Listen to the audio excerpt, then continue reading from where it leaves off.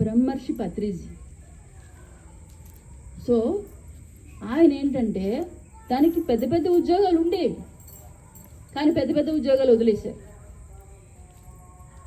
వదిలేసి తాను ఈ భూమి మీద ఉన్న అందరికి కూడా సత్యం చెప్పాలి. ఏంటి సత్యం? ఇప్పుడు చెప్పుకున్నాం కదా. సత్యం ఏంటంటే ఈ శరీరానికి వచ్చే సమస్యలు కానీ, ఇంట్లో వచ్చే సమస్యలు కానీ, మన జీవితంలో వచ్చే సమస్యలకు కానీ పరిష్కారాలు ఇవన్నీ కాదు. మనస్సును శుద్ధి చేసుకోవడం అంటే ధ్యానం చేయడం, శ్వాస మీద ధ్యాస పెట్టి ధ్యానం చేయడం.